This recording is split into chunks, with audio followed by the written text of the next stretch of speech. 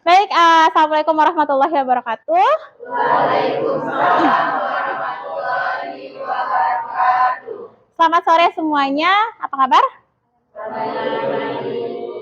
Baik, kita ketemu lagi di mata kuliah keperawatan psikiatri. Nah, hari ini kita akan membahas tentang harga diri rendah. Ada nggak sih yang bisa jelasin ke saya tentang harga diri rendah? Apa tuh harga diri rendah? Jadi harga diri rendah itu seseorang yang menganggap dirinya itu tidak berguna bagi orang lain maupun bagi diri dia sendiri. Oke, good, boleh. Silahkan. Harga diri rendah yaitu dia menilai diri dia sendiri atau mengevaluasi diri dia sendiri itu negatif. Mau itu lemah, tidak berdaya, kayak orang putus asa gitu loh. Oke, tepuk tangan buat dua orang temannya, Tessa sama Putri. Benar ya? Jadi harga diri rendah itu adalah sebuah persepsi seseorang yang menganggap bahwasanya dia nggak bisa apa-apa gitu ya. Bahwasanya dia adalah orang yang tidak berguna atau tidak berdaya. Nah, hari ini kita akan bahas harga diri rendah. Tujuannya apa? Yang pertama, agar kamu mampu untuk mengenali apa itu harga diri rendah, terus tanda dan gejalanya, serta yang terakhirnya adalah kamu mampu melakukan asuhan keperawatan tentang harga diri rendah itu. Oke, tadi kita sudah lihat ya, sudah dengarkan dari temannya harga diri rendah itu seperti apa. Kita baca dulu sebuah kasus di depan. Seorang Tuan A, dia itu adalah sepertinya seorang kepala keluarga ya. Dia di PHK dari kantornya sejak 6 bulan yang lalu. Mungkin COVID mungkin ya, akhirnya dia di PHK. Terus dia sekarang tampak sering melamun, malas melakukan aktivitas. Dia merasa bahwa dirinya itu tidak berperan lagi sebagai kepala keluarga karena nggak bisa menafkahi keluarganya. Di sini kita bisa lihat juga, bila diajak berinteraksi pun dia akan selalu menunduk dan menjawab dengan singkat saja. Nah, dari kasus ini apa yang bisa kamu angkat masalahnya? Kalimat apa tadi? Betul sekali. Beliau merasa bahwa dirinya tidak berguna lagi. Tidak bisa menjadi seorang kepala keluarga. Kenapa? Iya, karena dia kehilangan pekerjaan. Karena dia tidak bisa menafkahi lagi. Nah, itu adalah contoh kasus pemicu yang menggambarkan tentang harga diri rendah. Banyak kasus-kasus lainnya yang bisa kamu temukan dalam kehidupan sehari-hari tentang harga diri rendah. Kita next. Jadi ini adalah pengertian dari konsep diri. Kenapa harga diri rendah itu disangkut pautkan dengan konsep diri? Ada yang tahu?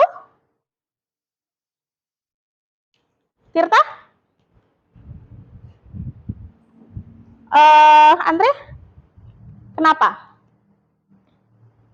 Karena harga diri rendah itu adalah bagian dari konsep diri. Ketika seseorang ya punya kepercayaan, ada ide, ada keyakinan sendiri tentang kehidupannya, dan dia berpikir bahwasanya dirinya seperti A, seperti B, ketika dia berinteraksi dengan orang lain, itu namanya adalah konsep diri. Di mana komponennya ada 5. Apa yang pertama? Citra diri. Atau biasa kita sebut dengan body image. Contoh body image, Wildan.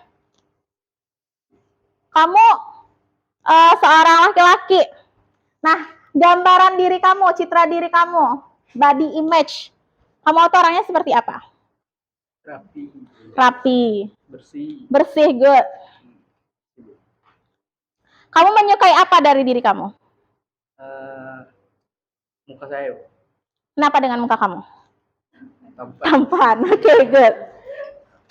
Ya, itu ada body image. Kenapa? Sesuatu dari tubuh dia yang dia yakini dan dia banggakan. Wildan akan percaya diri ketika dia keluar. Kenapa? Karena dia adalah orang yang tampan. Dia putih, dia tampan. Ya, ada orang lain yang mungkin Putri misalnya. Dia body image-nya karena dia punya tahi lalat misalnya. Itu adalah body image atau citra diri. Sesuatu yang ada di diri kita, di mana Kita percaya diri gara-gara itu. Lalu yang berikutnya adalah ideal diri. Nah, ideal. Masing-masing punya ideal? Punya. Apa tuh ideal diri kamu? Nurul?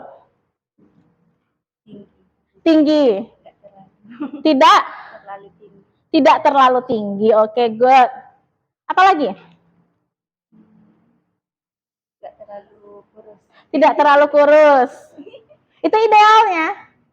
Ketika si Nurul tidak terlalu tinggi, tidak terlalu kurus, nah anggaplah dia agak sedikit menggemuk, maka ideal dirinya terganggu. Nah, itu dia masalah ideal diri. Apakah ini berlaku untuk yang lain? Enggak. Beda-beda betul. Kenapa?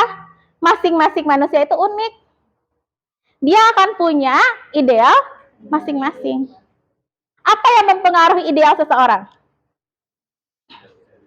Apa? Kepercayaan, oke. Pengalaman.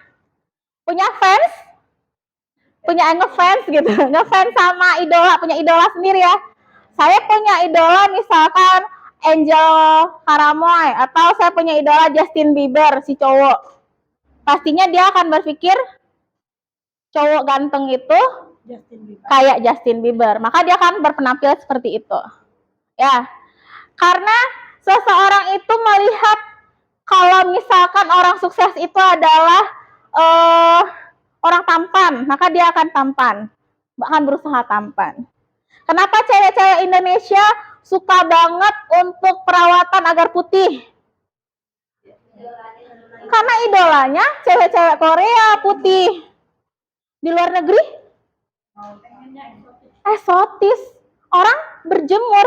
Indonesia pas lagi senam, aduh panas, aduh hitam gitu ya. Nah, kenapa? Karena orang Indonesia identiknya dia nggak suka yang gelap-gelap.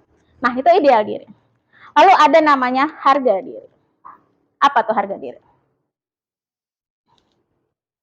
Bagaimana seseorang menganggap dirinya penting, dirinya berguna, berharga. Ya, ada keberadaan kamu di sini penting banget. Kalau nggak ada kelas ini. Kalau nggak ada keceriaan di kelas ini, Dim. Gitu. Harga diri. Sesuatu kelebihan yang kamu punya yang membuat kamu merasa penting dan berharga. Itu harga diri. Punya harga diri? Punya kelebihan? Pastinya masing-masing punya kelebihan yang orang lain mungkin tidak punya. Siapa yang di sini kelebihannya suka nyanyi? Bisa nyanyi? Tessa. Siapa di sini yang kelebihannya suka apa ya? Hah? Nge-gym? Futsal? Boleh. Yang bisa futsal? Banyak ya, rata-rata semua cowok ya. Laki-laki. Siapa yang bisa hitung-hitungan tanpa kalkulator? Ari katanya. Tirta boleh. Nah, itu adalah kelebihan seseorang yang membuat orang tersebut bangga akan dirinya sehingga dia bisa berbaur di lingkungannya. Next, peran. Peran itu seperti apa sih? Seperti kita di kelas tinggal balik.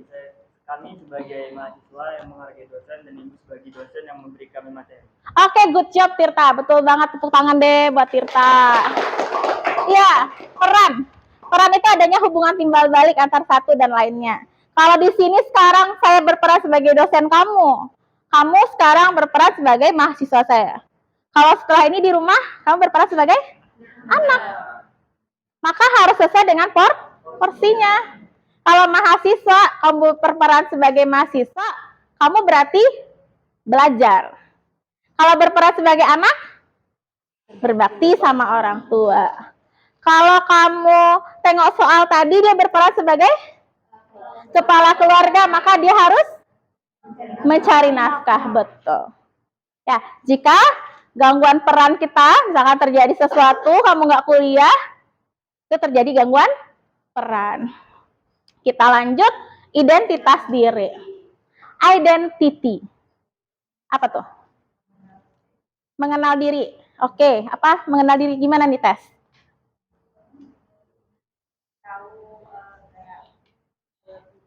Tahu kelebihan? Oke, good. Terus? Apa lagi? Identitas itu lebih mirip kepada sebuah karakteristik atau sikap. Saya orangnya gampang berbaur, itu adalah identity. Saya adalah orangnya humoris. Jadi kalau nggak ada saya, kelas ini nggak ada humor-humornya gitu. Itu identitas. Ya, pokoknya kalau ada si Andre aja, pasti bawaannya lawak gitu.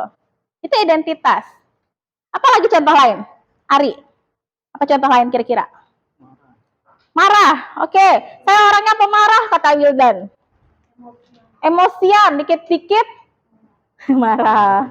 Dilempar barangnya, dikit-dikit hardik-hardik teman gitu. Itu identitas. Ya, berarti kalau dia sehari nggak marah, berarti bukan Wildan. Oke, Putri. Kalau identitas sendiri itu nilai itu diri kita sendiri atau orang lain yang melihat kita? Oke, good. Pertanyaannya bagus banget. Apakah identitas diri itu kita sendiri yang melihat atau orang lain? Ada yang bisa bantu jawab? Lebih ke orang lain nggak sih? Lebih ke orang lain, oke?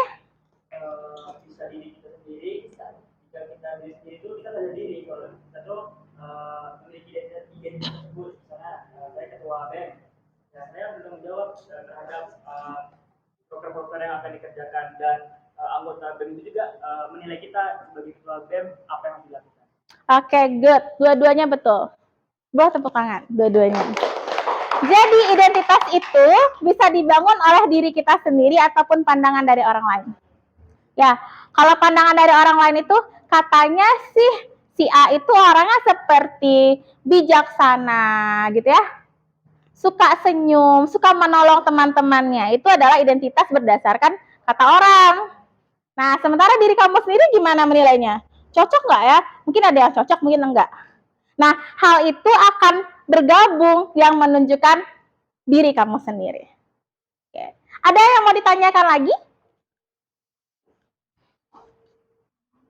Nah, jika satu saja komponen ini terganggu, maka akan terjadi gangguan pada konsep diri. Kalau gangguan konsep diri kamu terganggu, kita bisa katakan kamu terkena diagnosa harga diri rendah. Ada yang mau ditanyakan lagi? Oke, silakan Andre. Kayak di bagian citra diri, Bu. Mungkin kan di body image saya kayak merasa kekurangan, Bu, di bagian wajah saya mungkin kan. Mungkin karena jerawat. Jadi kayak kepercayaan diri tadi masih kurang. Oke, pertanyaannya, apakah itu akan membuat kamu harga diri rendah? Iya. Oke, good. Pertanyaannya bagus banget. Gimana kalau misalkan kita ngerasa ideal itu harusnya cowok itu tanpa jerawat, tapi ternyata pada saat pubertas kamu berjerawat atau memang jenis kulitnya berminyak misalnya ya. Apakah itu harga diri kamu akan terganggu? Jawabannya adalah ketika kamu tidak mau berinteraksi dengan orang lain gara-gara keadaanmu itu dalam waktu 6 bulan, sehingga kamu akan menghindar dari orang lain, maka itu harga diri rendah terjadi ke kamu. Tapi kamu masih punya teman, aktif-aktif juga di dalam lingkungan sosial dan kegiatan lainnya, maka itu bisa kita katakan kamu bisa beradaptasi dengan baik dengan apa yang ada di dirimu. Nah, maka itu tidak akan terjadi sebuah gangguan. Jadi nggak usah cemas gitu. Yap. Siapa? Ada lagi yang mau bertanya? Tidak? Cukup? Paham? Nah, jadi untuk kita sekarang harus mensyukuri apa yang terjadi di diri kita. Kenapa? Ya inilah kita apa adanya. Dengan kita yang sekarang, berdiri di sini sekarang, itulah kamu gitu. Ya, jadi nggak usah minder. Kenapa? Masing-masing orang itu pasti punya kelebihan, pasti punya kekurangan. Setiap orang pasti punya masalah masing-masing. Bagaimana cara mereka untuk menyikapi masalah itu yang paling penting. Ya, ketika kamu tidak bisa menyikapi masalah itu dengan baik, maka kesehatan mentalmu juga bisa terganggu. Ada yang mau ditanyakan lagi? Kalau tidak, kita akan simpulkan sama-sama. Siapa yang bisa menyimpulkan dulu harga diri rendah itu apa? Oke, harga diri rendah, Putri silakan. Harga diri rendah adalah penilaian kita terhadap diri kita itu negatif, kayak menganggap kita tidak mampu, kita lemah, tidak percaya akan diri itu kalau bisa. Oke, good. Jadi harga diri rendah bagaimana penilaian kita terhadap diri kita yang membuat seolah-olah kita tuh udah nggak ada artinya, atau kita dibanding teman-teman itu benar-benar jauh lah gitu ya. Nah, komponennya ada 5, apa aja? Citra diri, oke, 1, terus? Ideal, terus? Oke, good job lagu. Oke, lalu? Oke, masing-masing pasti punya. Kalau satu terganggu, apa yang terjadi? Oke, akan terjadi konsep diri sehingga menyebabkan gangguan harga diri. Wah, sepertinya udah paham semua nih pertemuan kita hari ini. Karena udah paham pada pertemuan kita hari ini, maka kuliah kita cukupkan pada hari ini sampai di sini. Next pertemuan kita akan bahas lagi bagaimana cara kita menyikapi untuk meningkatkan harga diri rendah tersebut. Untuk itu saya tutup dulu pertemuan kita pada hari ini. Terima kasih atas perhatiannya. Wabillahi taufiq wal hidayah. Wassalamualaikum warahmatullahi wabarakatuh. Waalaikumsalam.